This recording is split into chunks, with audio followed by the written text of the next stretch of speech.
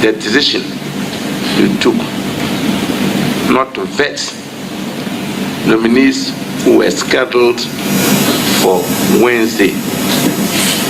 And you knew very well that these nominees had invited people, chiefs, their friends, their relatives, and whatnot. And yet, the committee was persuaded by the minority not to carry out vetting. And that is what actually created the congestion and the subsequent challenges that we have. I believe that. Thank you very much for your question. I understand the impulse of your question. Honorable members, danger begets man. It is the cry of distress that will summon for relief. Our integrity as members of the committee were at stake. In the history of our Fourth Republic, every vetting cycle will be tagged with corruption. And I state corruptions and corruption-related matters. So for the committee to be tagged with corruption, which I know it is not true, any reasonable person guided by all those considerations that regulate the conduct of human affairs would agree that we should deal with the issue affecting our image before continuing the vetting. And honorable members, on that Wednesday, I was with the view that we should deal with the issues relating to Oliver Baker-Vomawo. Then we can continue the vetting. If we are not able to exhaust all of them that day, then the backlog will be very, very few. But the posture was not favorable. Remember, I told the committee that when our attention was drawn to the post on Tuesday, our friends from the minority have already taken a decision that there would be no vetting until that issue was resolved. That was the reason for me asking the committee to take a look at the proceedings on Tuesday, particularly the time that we had to start the vetting on Tuesday. A lot of negotiation had gone into continuing the proceedings even on that Tuesday. So we were not successful in agreeing to do the vetting on Wednesday, and that has accounted largely to the backlog. So I will not say it has not contributed to the incidents, it has contributed to the incidents. But I have been in Parliament for a very long time. You can agree and disagree. Even before the committee, there were agreement and disagreement, and we normally suspend. So if you watch the proceedings, there are instances where I will suspend proceedings to go and judge. And even that morning, we did some kind of consultation, and then we agree on the 6 people to be vetted. So I was surprised what really changed when the very last person that you reach out to me to say that you are comfortable for him to be vetted that day. When I invited him to take the seat, then this whole thing have started. So between the time that they communicated to me that he can be added as the 6th person and the time that I invited him to take the seat, I do not know what went on among our colleagues at the minority side. Thank you very much, Honorable Deputy Speaker. We have a lot of questions for you being the chairperson, so please be concise and precise so that we can finish with you for you to be able to go and preside over the House. So please be concise and thank you. Thank you very much. Honorable Senator.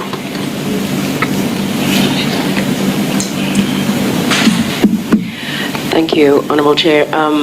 My question is a twofold question. My first question is, at any point when the situation deteriorated, did you call for order? That's the part A. And, okay, first, that's the first question. Yes, I did. You can hear me shouting, order. Let there be order. Honorable members, let there be order. Let there be order. So I was trying to restore order when word was said in tree, cables. I'm not good at tree. So immediately that has been said, they started pulling the cables and my microphone was disconnected, and no matter how I shout, nobody can hear me. Thank you, Honorable Chair. My second question is, at any point after you tried to call for order and that was not happening, did you attempt to suspend the sitting of the committee? Well, at that point, I really do not see the need. I thought by saying order, order, and engaging the minority leader and the ranking member on the side as to what has really changed, resulting into this. I thought the two of us could resolve it among ourselves and proceed to conduct the vetting. So once that engagement was going on between me and the minority leader, the three word came and they started pulling the cables and the whole thing just started. I do not know whether the rest of the minority members were having the feelings that my engagement with the minority leader will result into a calm and the proceedings ongoing, and that word spilled out and the whole thing became uncontrollable. I believed a little patience would have resolved the issue between me and the minority leader, but he also didn't have. Thank you. So just to make sure, you did not call for a suspension of the sitting. Very well. My final question is, at any point, did the marshals enter the committee room on your instruction? Or did you call for the marshals to enter? Yes, I asked my usher to bring in the marshal because I sit as a chair with my ears widely open. Honorable Vincent. Chair, good. Thank you very much. Mr. Speaker, would you be surprised that those who were involved in the scuffle, we had one person who was not a member of parliament, not part of parliamentary staff. Let me use the word, he was an imposter, yet he was a stranger, yet he was part of the scuffle. Well, I won't be surprised. As I indicated, there was a voice saying, call them in. So I wouldn't be able to know exactly who were requested to be called in. And I must say that we have fresh members of parliament that I am yet to be familiar with. So it's difficult to say this is a member of parliament, this is not a member of parliament. But I already told the committee that he said call them in. And I wouldn't know who exactly were requested to be called in. So it is possible that there may be an imposter called in. Yeah, Honorable. Last one, sorry. Just to ask if you recommend in future to beef up the security, especially around this activity, because looking at what happened and then what we have also heard, the number of people that come along with nominees, would you recommend that in future at least we put some limitation on the number of people that will come along with nominees? Thank you very much. Exactly so. And I must admit that on this occasion, if you look at the letters written to the nominees, there is a maximum beyond which you must not go. That is 10. But I must say this has been grossly abused by most of the nominees. The letter says 10. Honorable Bid. Question? Okay. Honorable Izara. Thank you, Chair. Mr. Speaker, since this is your first time of chairing the appointment committee, do you feel that minority showed some bad faith during this episode? Thank you very much. I have been in minority and I came to Parliament in majority. I have been involved in committee proceedings. I must say that sometimes I see frustration on part of the minority because there were some external pressure on them, and that has resulted into them doing certain things that ordinarily should not happen. Mr. Chairman, if I may be give you a bit background. Honorable Emmanuel Amaboa was scheduled to be vetted on Monday. Then on Saturday in the evening, I received a call from the minority leader to the effect that some people are not too happy about the last State of the Nation address of the former president, particularly the words used by Honorable Emmanuel Ama Kofi-Boa. They felt that the president has been denigrated. As a result, there was a pressure not to proceed to vet Honorable Amaboa. And I said, no, this will be real difficulty. I would find it very difficult to accede to the request, particularly if he has been written to appear on Monday. So I reached out to the clerk of the committee, and there was a confirmation that he had been handed over a letter to appear on Monday. So I called back to say that it's going to be very difficult.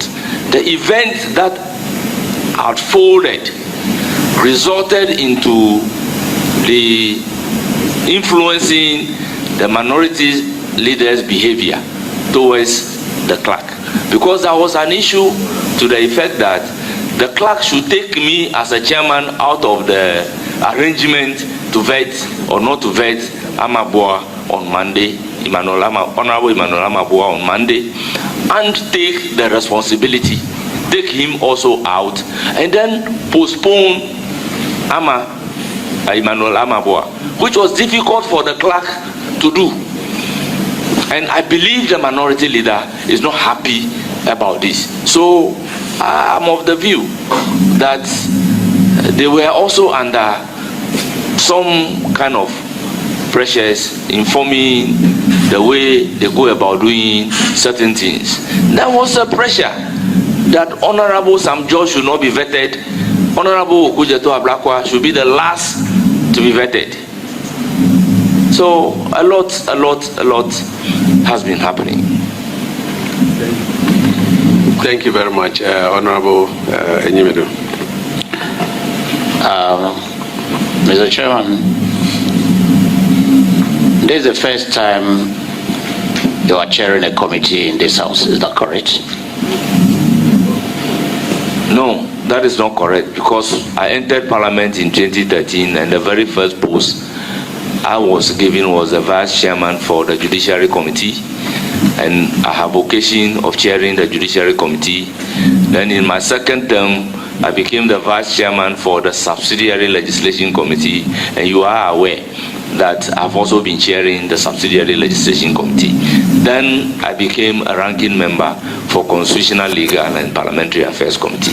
So this is actually not my first experience chairing, but this is my first experience chairing the appointment committee. Yeah, but what you said, the explanation you've given me, says that you are advised to some committees, but this is the first time you are chairman of a committee. Is that correct? No, I was vice chairman for Judiciary Committee in my first term. So I had the opportunity to chair in the absence of the chairman. Then in my second chairing a committee, but being holding the position of a chairman of a committee, this is the first time, because you were vice chair. I'm not saying this is the first experience of chairing a meeting. Well, your word used is that this is your first time of chairing a committee. Chairing a committee is one thing, and holding the position of a chairman of a committee is another thing. Okay, so I'm asking the fact that this is the first time you are holding the position of a chairman. Exactly so. Right. Would you agree with me from your narrative that prior to the Thursday meeting, you were prejudiced against the minority? It is far from that. Why did you say we should not. go and look at their faces on the Tuesday proceedings? Well, the whole thing emanated from Tuesday, and the actual rioting started on that Tuesday. I said so because over the publication, we have taken a decision at conclave to deal with the issue. So I was highly surprised that we'll resolve that at conclave. Then we'll come to the sitting, and a member at conclave will be hitting the table that there will be no vetting. There will be no vetting. There will be no vetting. That is why I'm saying that I am surprised about certain turn of events, because for me, if I agree to do something with you, why would I change my mind all of a sudden and come and be doing something different? You are a man of your own words. You don't want Followed by his directive to the minority whip, who also called the clerk of the committee that Akando should be added. Now, when you received this call, did you inform the rest of the committee members that you were going to deal with Honorable Akando on that day? Well, thank you very much. We have chairman and we have ranking. And you know, chairman leads the majority side and ranking leads the minority side. So what I did was to inform my members in the morning that Akando will be added. And then properly the minority leader also communicated with his members, leading to the minority whip placing a call to the clerk of the committee. Mr. Chairman, did you find out whether the minority side had been communicated to so far as this additional nominee was concerned? Well, I do not expect to reach an agreement with the minority leader, out of which the minority whip will call the clerk, and the rest of the members may not be aware. But I'm not in a position to tell whether the other two have been informed, because there were 4 on the committee. So 2 was involved. So it's left with the other 2. Mr. Chairman, with a little patience, the scaffold that we witnessed could have been prevented. You agree with me on that? 100%. Now, the case of the minority was that they were being surprised. Were you surprised to hear that they were being ambushed? I will be highly surprised. Highly surprised. Severally, you mentioned... I said so because some of the changes that were made, the minority leader and the whip has instances of making their input on the table. And maybe probably the clerk of the committee will be able to produce that particular record, because when we agreed, then I will then instruct the clerk that this is what we have agreed upon. So the clerk should have some of those arrangements that were altered by ticking and cancellation, and they can subject it to a forensic to establish that it is in the handwriting of the minority leader, and sometimes. You have said repeatedly that you had gone into conclave with the committee. How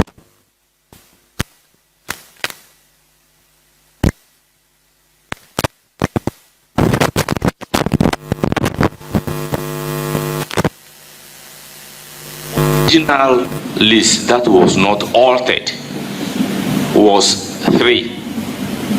But because we didn't work on Wednesday, the agreement was that they should merge the 2. And after merging the 2, we realized that it is 8. I will not be able to do the 8.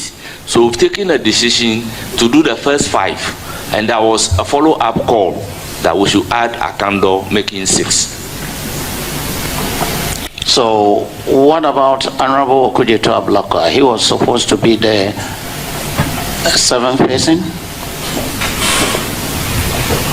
Honorable members, Okudzeto Ablakwa was one of the original people to be vetted on Thursday. So if you see his letter slated Thursday. Honorable First Deputy Speaker, you just mentioned that during your conclave meetings, you've agreed to add Honorable Akando. That will make it 6. And so Honorable Okudzeto, even though he has original letter slated for Thursday, because the committee agreed that you are going to have that meeting, that you agreed that Akando should be added to the 5 members who were supposed to be vetted on Wednesday, shifted to Thursday. So in a nutshell, Okudzeto was not part of the second agreement that you had with your members. Thank you very much. This is a very important question. Honorable members of the committee, sometimes some of the nominees take less than 1 hour before us. So the instruction to the clerk of the committee is that she should hold the list of the 8. If you are able to go beyond the 6, then they could also be taken, because sometimes it's difficult to predict the length of time that the committee will take to vet one person. And having watched the videos, you can agree with me that some people were vetted 45 minutes, less than 1 hour, they are also vetted. So if we are able to use the same approach, it is possible we could even say that, oh, we want to vet 6 people, but looking at the time that we have finished the vetting, is it possible to take the additional 2, meaning that the whole list is exhausted? So we didn't have a block mind on that, going beyond the 6. We never had a block mind on that. And as a matter of fact, if we had even started early and there was no 1 hour delay, we could have even done more than 6. I believe, correct me if I'm wrong, that the chaos engendered because of poor planning by the committee. Well, I am of exception in the sense that how could poor planning lead to an arrangement of a timetable? I say poor planning because as of 8 p.m., we still had And according to the list and what we have received, you still had 2 nominees waiting with their followers, their chiefs, their relatives, and whatnot as of 8 p.m. Honorable member, I indicated before the committee that our target is 6. The rest would have been a surplus to the committee, depending upon the way the time was used. So, it's not my last one. So you say the 6 were, you had planned to vet 6, and 2 more were waiting. So if you had finished, or you were supposed to do the 8 in all. So it was, if we are able to, then the others would be vetted. And therefore you had invited all the nominees to come with their followers. Honorable member, clearly speaking, because of the backlog, the number went to 8. But before the backlog, the nominees were written to. They were given letters. So it is not the case that we have agreed on the 6 and again issued letter for 2 to be on standby. The number was as a result, because when we agreed on the timetable for the week, the clerk was instructed to give letters according to the calendar agreed upon, according to the program, and then the time frame. So the clerk has already communicated that to them. And it was the 8th for that day was as a result of the backlog, which we have to deal with. So it's not the case that they have been written a letter after the backlog to say that we have deliberately invited 8 when we know we can only deal with 6. Honorable Ahiafor, you insisted when, according to you, some of the minority leaders told you that they were having a caucus meeting, and then you on your own found out that there was no caucus meeting. At that point, you went ahead to do the vetting without the minority. Is that correct? No, it is far from that. Honorable members, I waited and I entered the vetting room exactly at 10 o'clock. That they changed the 9 o'clock to. So we commenced proceeding that day around 10:25.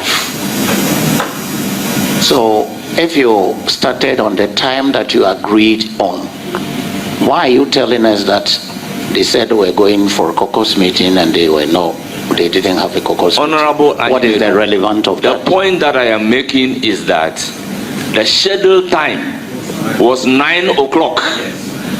So around 8:45, I received a call to rather shift the time to 10 o'clock. Right. And for me, a decision to have a caucus may not be taken the very morning. I have been a member of the caucus. How do you reach out to your caucus members to attend meeting? So I became surprised. Yet I have decided to accommodate by shifting the commencement of the vetting from 9 o'clock to 10 o'clock. And by 10 o'clock, I walk into the vetting room. And we commence vetting around 10:25. Oh, Mr. Chair, what I'm saying is that, don't you think you would have presented it better if you had said that we initially agreed at 9, but later we agreed to commence proceedings at 10. But we started at 10, but some of the members or the minority were late. Don't you think that would have been better? Honorable Animedu Entry, it will interest you. Address the chair. Honorable Chairman, it will interest you to know that sometimes we would agree to start vetting at 9 o'clock. The majority side will come and be waiting for the minority side. Well, You can watch all the proceedings. Honorable Speaker, even today, we agreed to start at 10, but we Yes. start at 10:30. Yes. So it's possible. Yes. Relax. This is a friendly chat. I'm more than relaxed. Honorable Nyimedu, this is your last question. Well, I will not ask the question again, but I will advise my brother as the chair that with little restraint, I would want the chairman to be very accommodating, and then we can have a free life. Thank you. This is a free advice. Thank you very much, but with the free advice, I want to place on record that I have been very tolerant and accommodative. I know. As a result of which the general public even have the feeling that my level of tolerance was too much, that I was even weak. I know the two of you have been friends. And you are brothers. So whether you are tolerant or not tolerant, the two of you know each other. And so please, let's keep it like that. On that note, First Deputy Speaker, we want to discharge you. Thank you very much for attending upon this committee. We will now take Honorable... Thank you very much for having me. Honorable Jifar Ablagomashi. Please, we have... This should be not more than 10 minutes. We have other colleagues coming in. They've called that they want to come.